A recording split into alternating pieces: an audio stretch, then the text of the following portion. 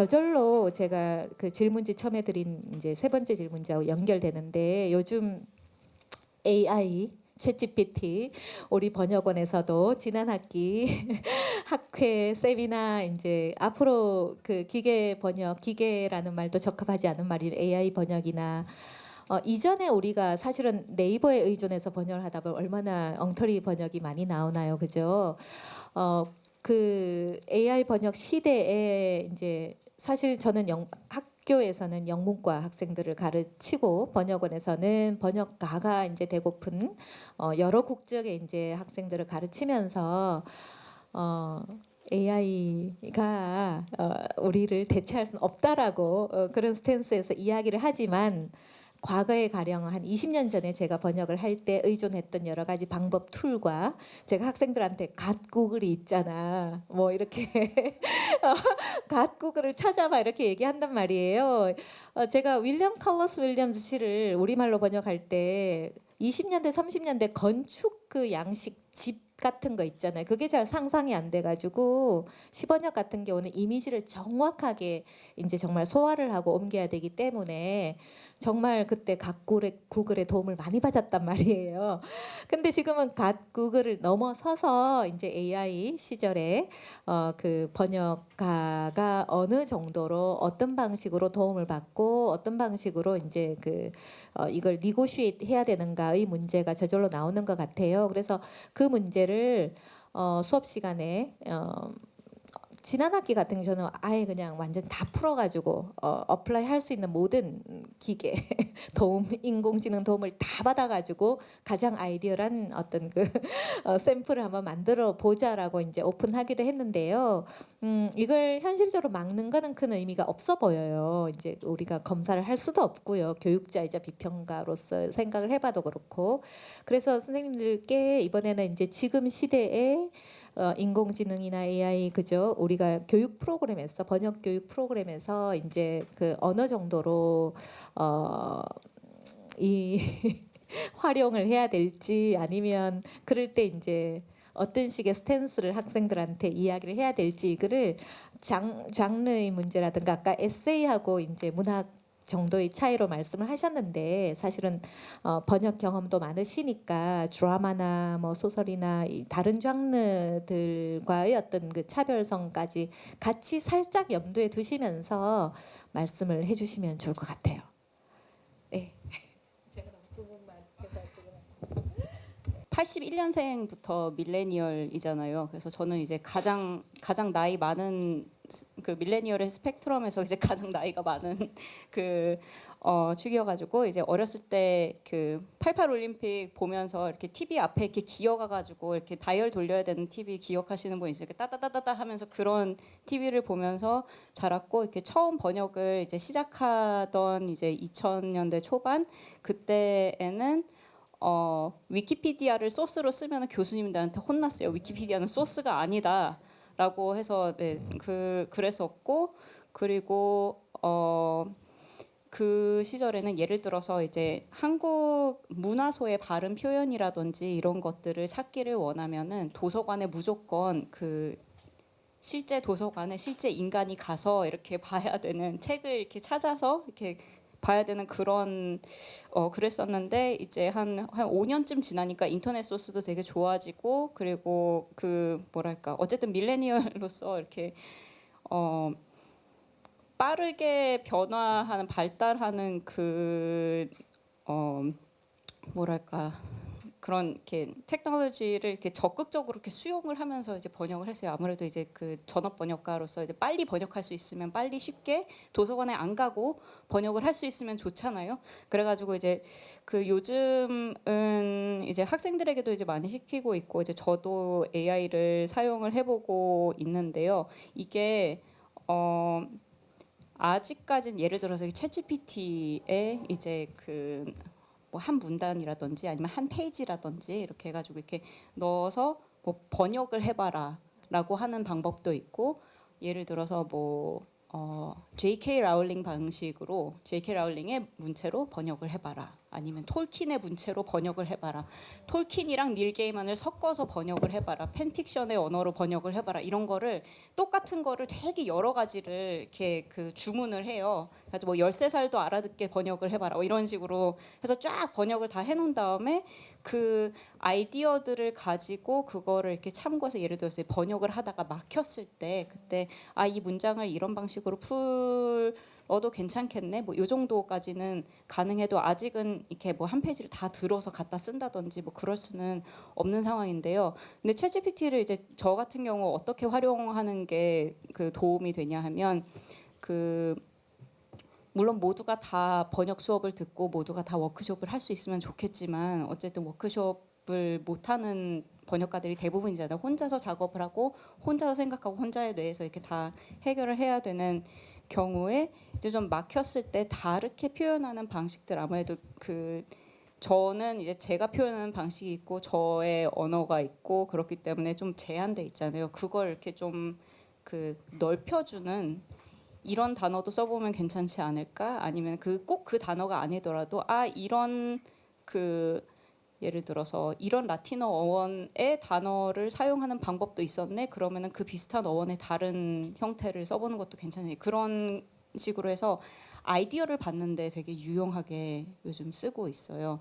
그래서 그 처음부터 다 시키면은 어쨌든 AI가 생각하는 방식이 다르고 제가 생각하는 방식이 다르고 어쨌든 제가 훨씬 더 그 작품을 잘 알고 더 꼼꼼하게 읽었기 때문에 얘는 완전히 다른 방향으로 가져갈 수 있단 말이죠. 그래서 이제 첫 번째 드래프트를 이제 다 해놓고 그리고 좀 막혀서 나중에 다시 봐야지라고 이렇게 그 마킹해놨던 부분들을 이제 다시 돌려보면서 그러면서 아 이런 방법도 있다.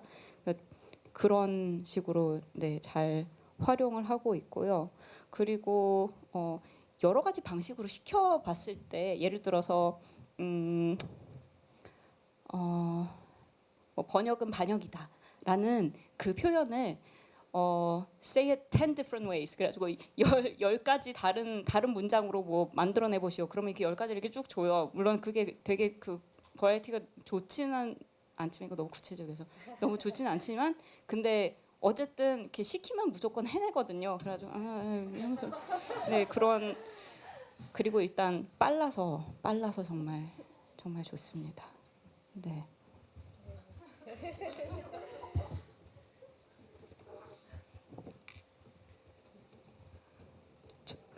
저는 선생님보다 조금 나이가 더 많아서 제가 번역 시작할 때 문학 번역은 아니었어요. 다른 종류의 번역이었는데 그때는 옆에 백과사전, 동의어 사전 그런 것들 쫙 놓고 번역했거든요. 근데 이제 어느 순간 이제 인터넷에 다 있으니까 너무 편했고 편하게 번역하고 있는데 근데 그러니까 이게 시대 변화, 뭐 도구의 발전 뭐 그런 것을 받아들이는 게 맞다고 생각해요. 그래서 지금은 저희 세대는 지금 한 땀 한 땀 장인처럼 번역하고 있잖아요. 단어 하나.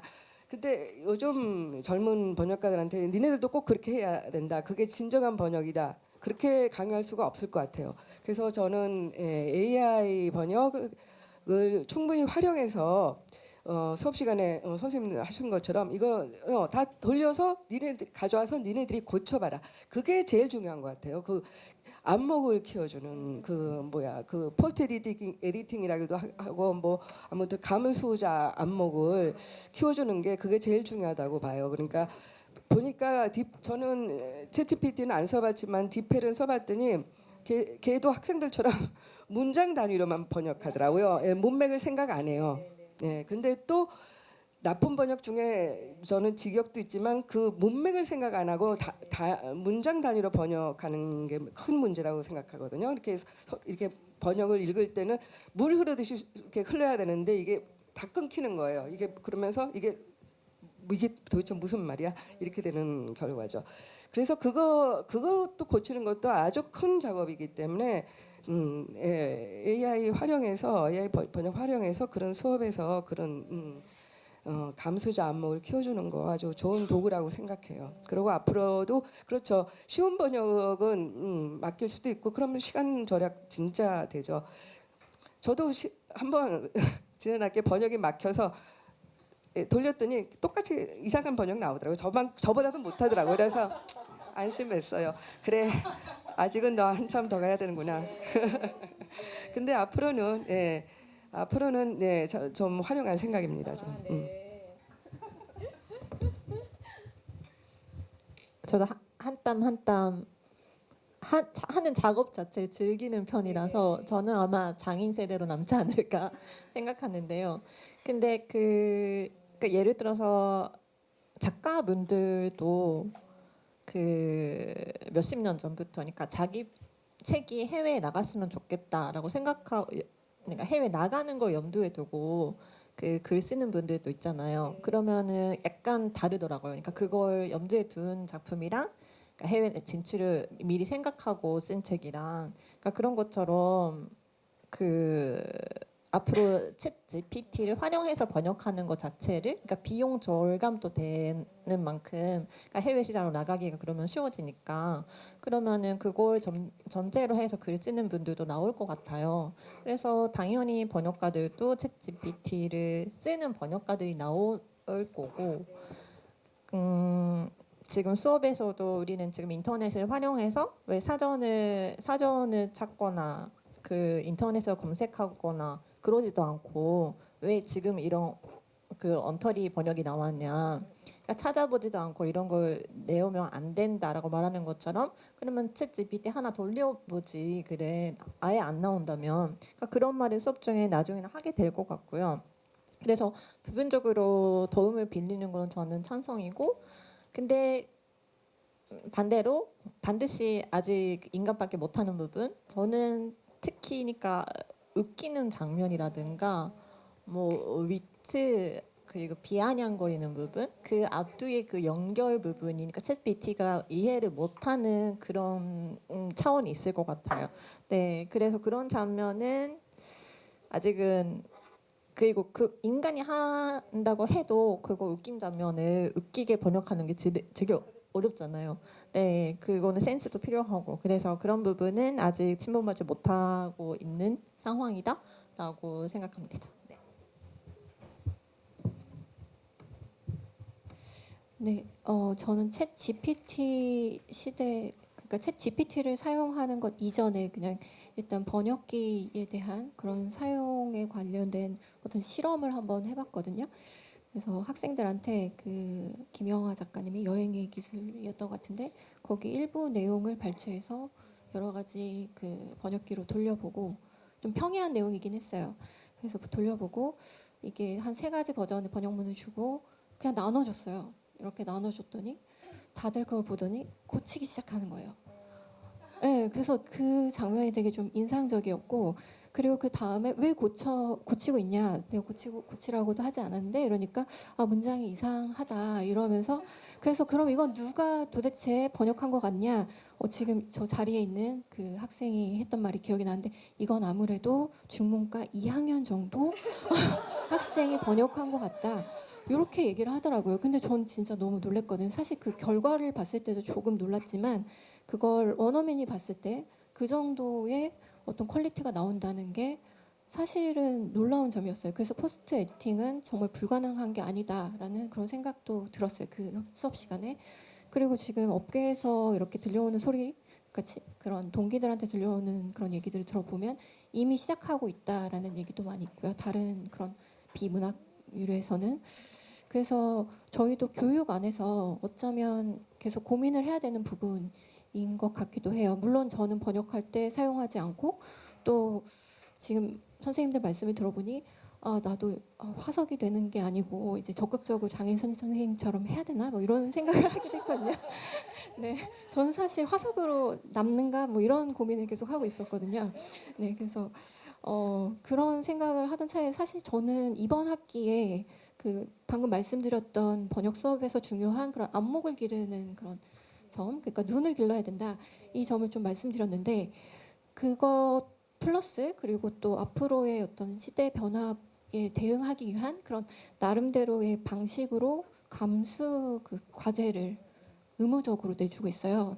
그래서 내가 번역해야 되는 분량 다 번역을 하고, 그리고 다른 학생이 번역하는 분량 그거를 지정으로 해서 반드시 감수를 하고 비평을 하고, 그 다음에 그걸 저한테 제출을 하게 해서 의무감을 갖게 하는 그런 과정을 거치는데 학생들의 의견은 감수하는 게 사실은 번역하는 것보다 더 어렵고 더 많은 시간이 든다.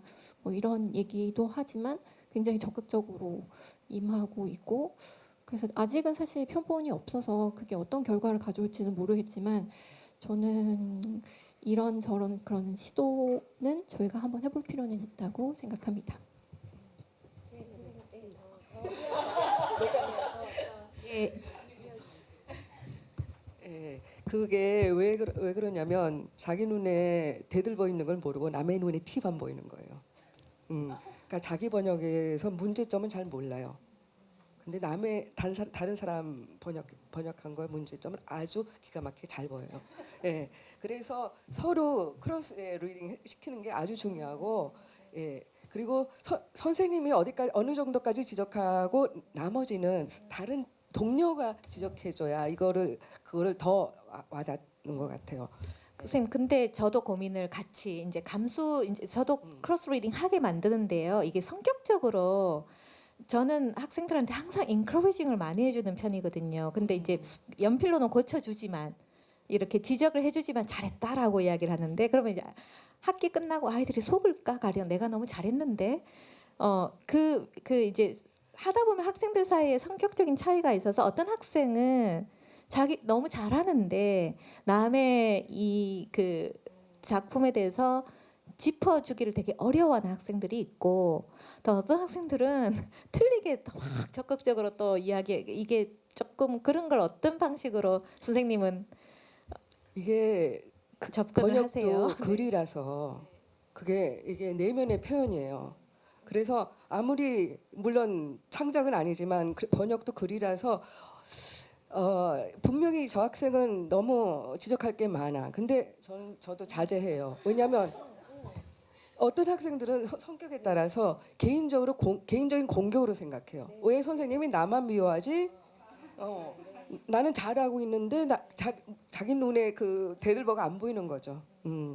그렇게 해요. 그래서 저는 그런 학생들 그리고 끝까지 또 우겨요. 그게 또 문제야.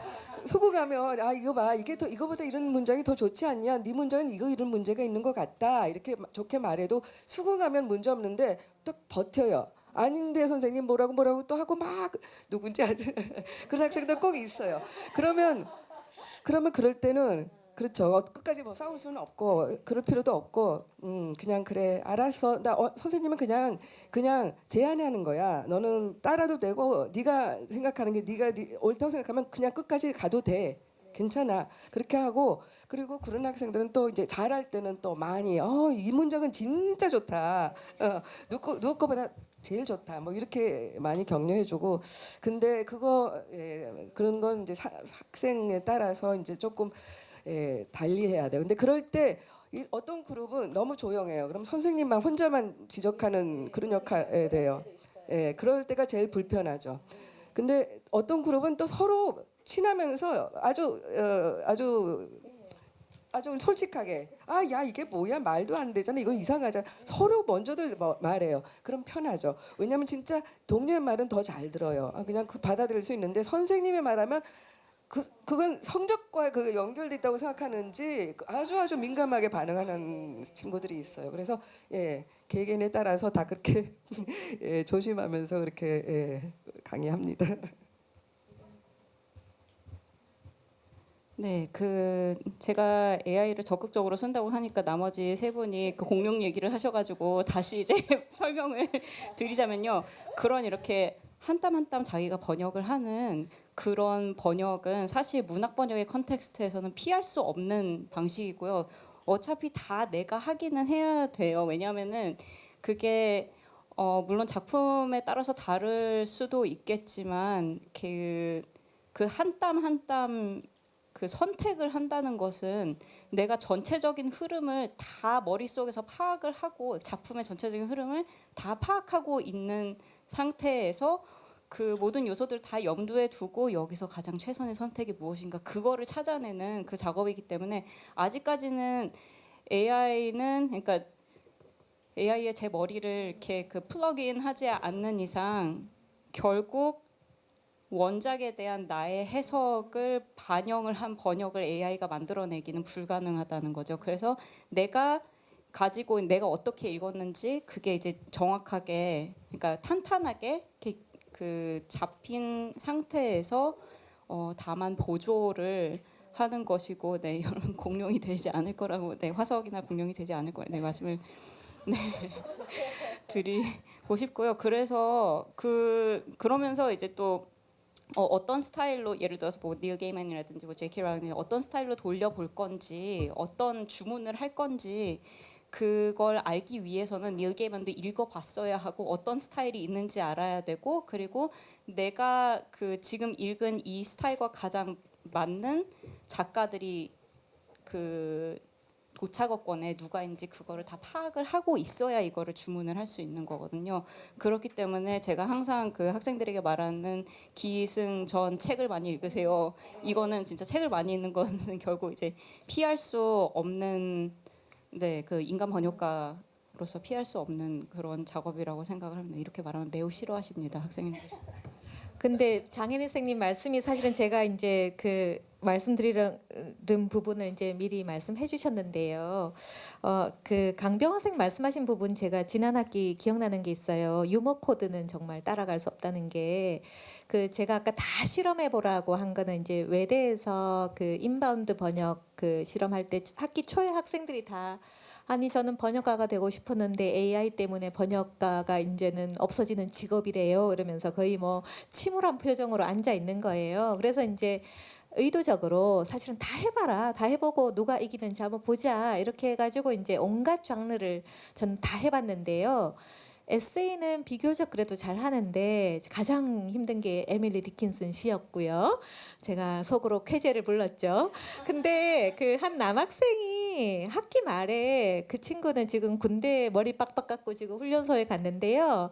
그 학생이 저한테 거의 100지에 가까운 답안지를 내고서 제가 다 답을 미리 이제 질문을 미리 준 시험이었음에도 불구하고 잘하고 이제 기말 시험을 망쳤더라고요. 근데 길게 이제 답과는 상관없는 소감을 적었는데 그게 저한테 너무 힘이 되는, 결국 그 학생은 C를 받았지만 저한테 그 학기 통틀어서 가장 큰 힘을 준 학생이었어요. 그게 어떤 거냐면, 선생님 저는 이번에 누구누구의 이제 소설을 읽고 있으면서 유머 카드를, 저만의 유머 카드를 만들고 있습니다.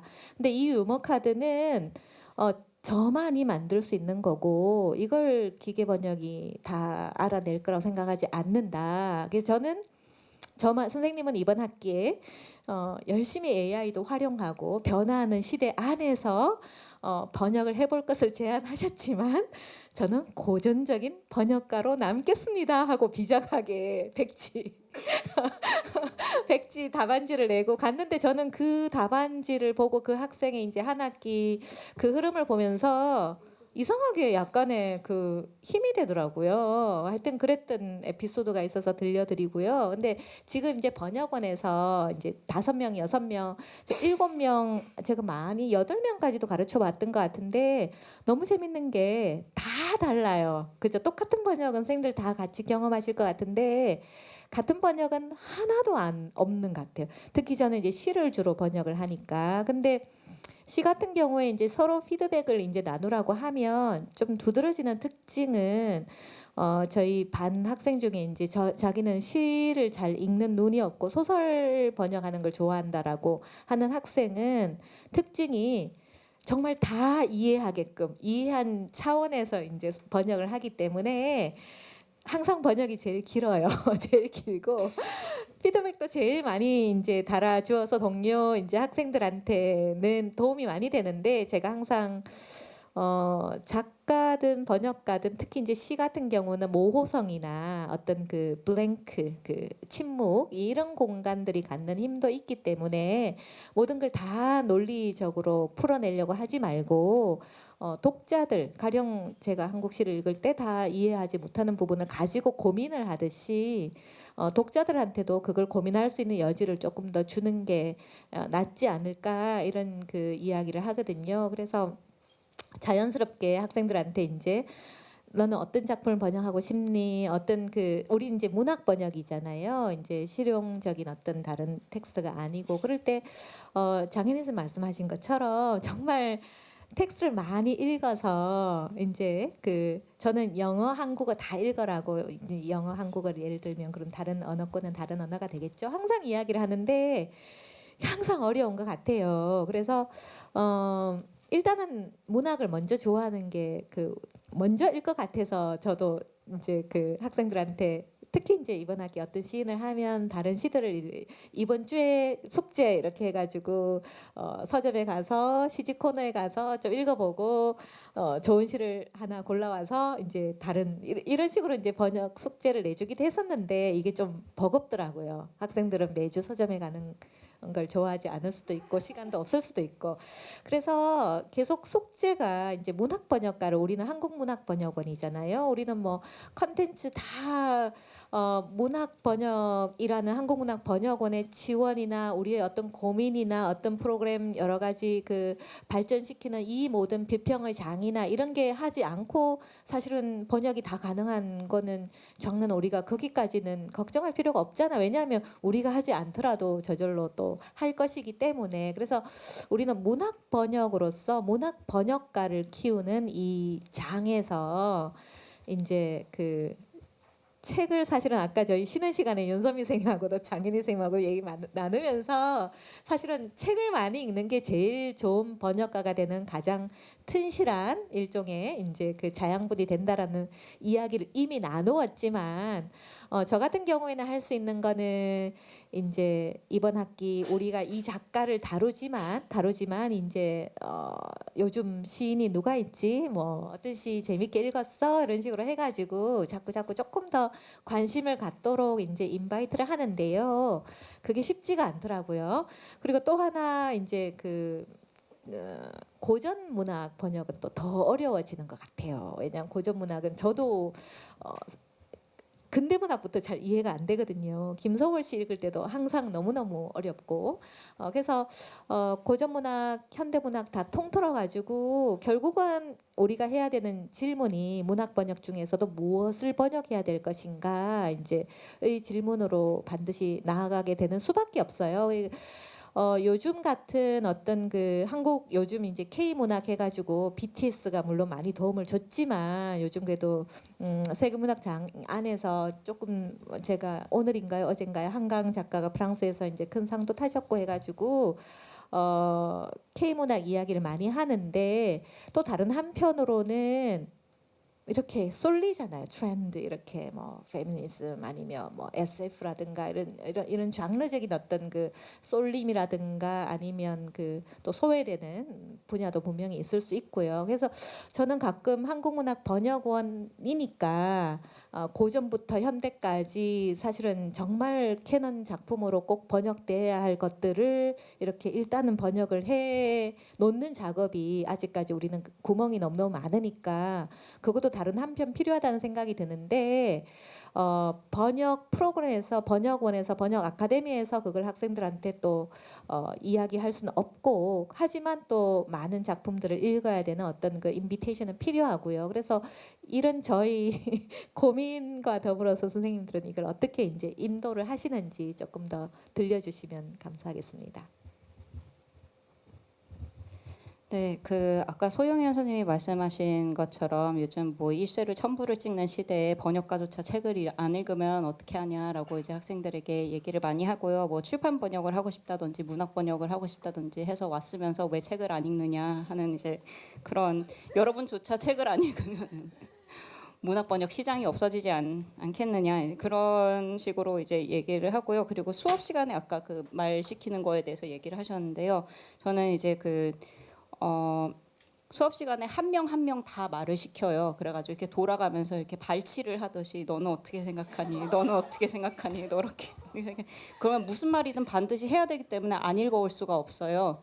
그래서 이제 그런 식으로 이제 그 책 읽는 것을 이렇게 억지로 읽히는 편이고요. 근데 이제 올해 제 학생들은 제가 그렇게 시키는 걸 알기 때문에 이제 물론 번역원 학생들은 선택권이 없지만 제 수업을 들어야만 하기 때문에 선택권이 없지만 이화여대에서는 이제 책을 좋아하는 학생들만 남게 되더라고요. 그래서 그게 좋은지 안 좋은지는 모르겠지만 그렇고요. 그리고 이제 저도 이제 많이 바쁘고 그리고 이제 눈도 좀 침침해지고 그래서 이제 이제 저도 책을 많이 읽고 싶은데 이제 어떻게 할 것이냐 그거에 대한 이제 솔루션으로 이제 저는 이제 밀레니얼로서 킨들이랑 오디오북을 적극적으로 활용을 하고 있어요. 그래서 예를 들어서 킨들의 되게 좋은 점은 일단 가볍다는 거고요. 저는 긴 책 읽는 걸 좋아하거든요. 그래서 막 500페이지, 뭐 600페이지 이런 책을 읽다가 얼굴에 떨어뜨리면 너무 아프기 때문에 항상 이렇게 누워서 읽다가 네 팔도 아프고 그래서 이제 킨들을 읽으면 좋고 킨들에 또 좋은 기능이 뭐냐면 하이라이트 기능이 있어요. 그래가지고 킨들에 이렇게 문장을 하이라이트 하면은 그러면 그 책 전체에서 이 표현 좋네 나중에 쓰고 싶네라고 이제 생각을 해왔던 것들을 이제 그 책을 이제 굳이 찾아가서 이렇게 어디였더라 하고 찾아보지 않아도 되고 그런 이렇게 서치 기능이 있고 그리고 이제 하이라이트하는 것을 찾아 한 번에 다 볼 수 있는 그런 기능이 있어서 좋고요. 그리고 제가 그 영어권 책을 이제 많이 읽어서 요즘 나오는 영어권 책들은 거의 다 오디오북으로 나오더라고요. 그래서 Audible이라는 그 앱을 쓰고 있는데 그게 되게 좋은 게 그것도 이제 표시 기능이 있어요. 그래가지고 예를 들어서 내가 한참 듣고 있는데 이 부분의 표현이 좋았다. 나중에 다시 한번 보면 좋겠다라고 생각하는 부분을 그 이렇게 클립이라는 그 버튼 기능이 있어가지고 클립을 누르면은 30초 클립을 이렇게 저장을 해줘요 폰에다가. 그래서 나중에 가서 다시 볼 수 있게. 그래가지고 저 잠시 대학원 다닐 때 수업도 하고 번역도 하고 대학원도 다니고 막 그 원주에서 왔다 갔다 하느라 시간이 하나도 없었거든요. 그래서 그때 모든 리딩을 다 오디블로 했어요. 근데 그게 나중에 페이퍼 쓸 때도 되게 좋더라고요. 그래서 오디블로 한 다음에 그다음에 이제 킨들로 해가지고 이제 바로 그 카피 페이스트 할 수 있으니까 막 이런 신세계가 하면서 좋았고요. 그래서 학생들에게 그런 이렇게 오디오북을 적극적으로 추천해주고 싶고요. 그걸 이제 처음부터 끝까지 예를 들어서 원래도 책을 많이 읽고 책을 좋아하는 학생이면 모르겠는데 만약 그렇지 않다고 하면 오디블 예를 들어서 그 오디오북을 들으면서 처음부터 끝까지 되게 집중해서 이렇게 정신 차리고 읽지는 않더라도 그냥 이렇게 그 튠 인 앤 아웃 하면서라도 이렇게 계속 이렇게 접할 수 있으면 그럼 거기서부터라도 시작하면 좋지 않을까. 라는 생각을 했고요. 그리고 이제 오디블 같은 경우에 이제 좋은 점이 예를 들어서 뭐 좋아하는 배우가 있다든지 그 사람의 목소리로 책을 들을 수 있어요. 그것도 참고하시기 바랍니다.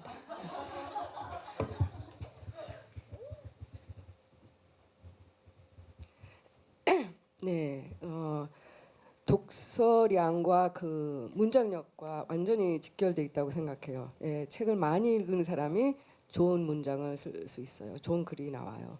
그래서 저도 학생들한테 꼭 읽어라 그러지만 근데 사실은 저는 스페인어로 된 책은 쉽게 빨리 읽지만 한국어 책들은 좀 시간 걸리는데 선생님 좋은 제안인 것 같아요. 오디오북을 한번 사용해 보겠습니다.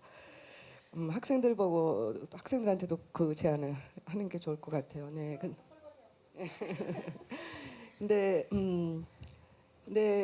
요즘 예전에는 진짜 그냥 젊은 애들 청소년들 사이에서도 취미가 독서가 있었거든요. 근데 요즘은 아무도 독서 취미를 갖고 있는 애들이 없는 것 같아요. 근데 제가 어렸을 때는 누가 책을 재밌는 거 읽었다 그러면 서로 돌려가면서도 읽고 토론도 하고 막 이게 이런 장면이 재미있었고 이런 것 때문에 재미있었다 막 그런 것도 그랬었는데 그런 거 다 사라진 게 좀 아쉬운 것 같아요. 근데 아까도 얘기했지만 그러니까 학생들이 이거를 그러니까 우리가 책을 읽을 때 머릿속에서 영화처럼 파노라마처럼 이게 쫙 장면들이 다 지나가야 되잖아요.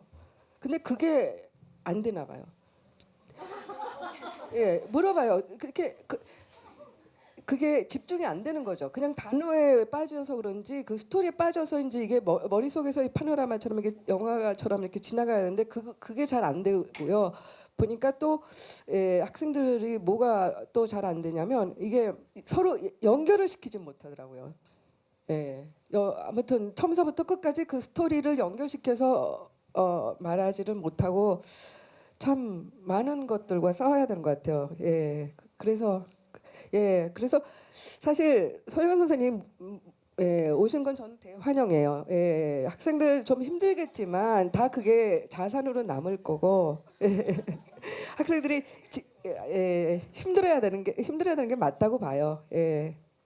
번영원에 와서 교육시키고 있는데 그냥 번역 실습뿐만 아니라 한국 문학을 많이 읽고 가는 것도 중요하다고 생각해요. 네. 독서량이 절대적으로 필요하다고 봐요.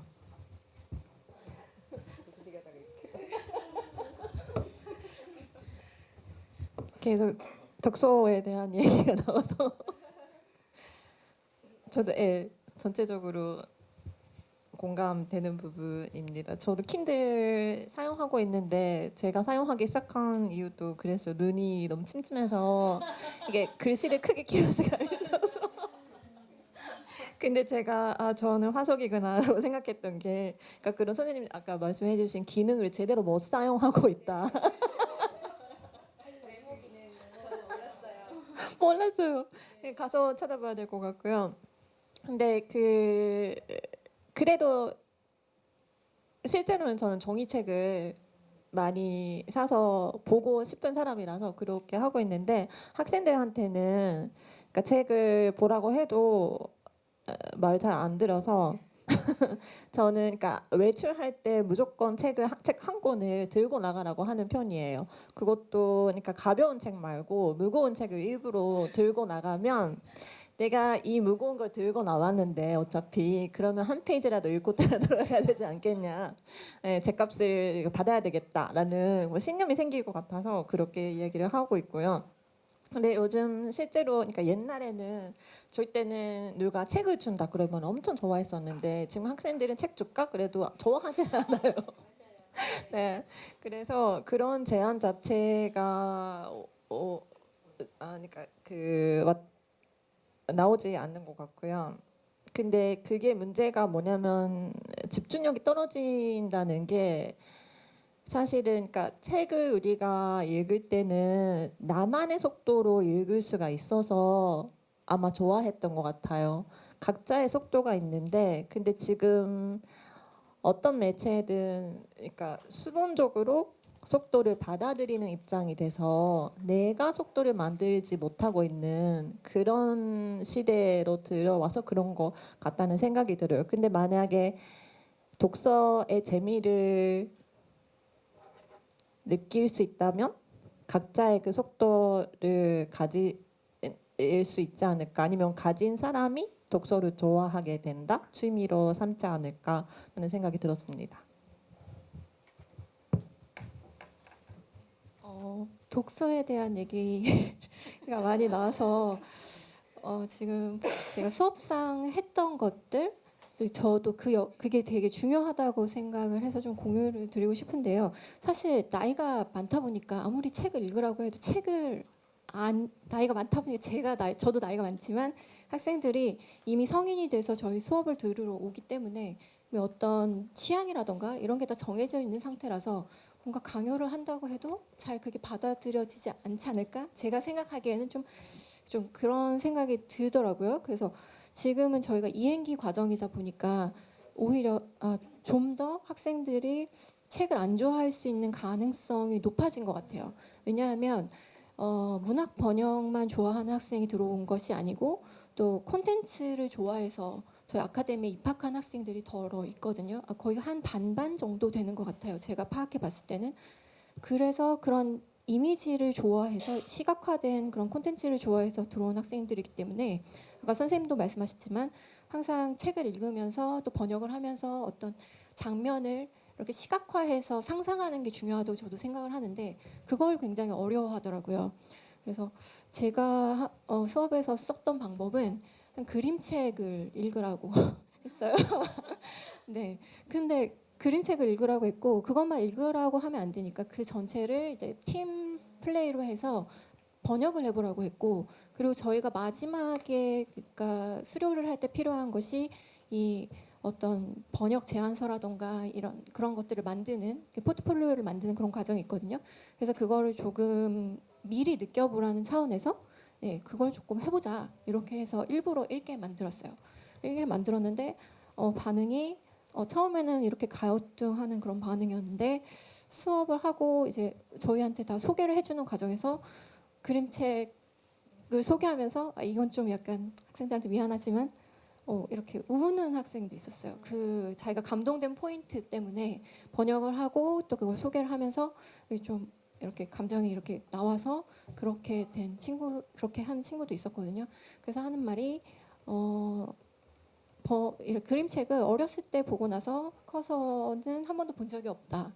본 적이 없는데 다시 그 어떤 책의 매력에 빠지게 됐다. 이런 얘기를 하더라고요. 그래서 그런 방식도 어쩌면은 조금 도움이 되지 않을까 해서 공유를 드려보고 또 아까 정우기 선생님이 말씀하셨던 것 중에 무엇을 번역해야 할 것인가라고 얘기를 하셨는데 네, 네.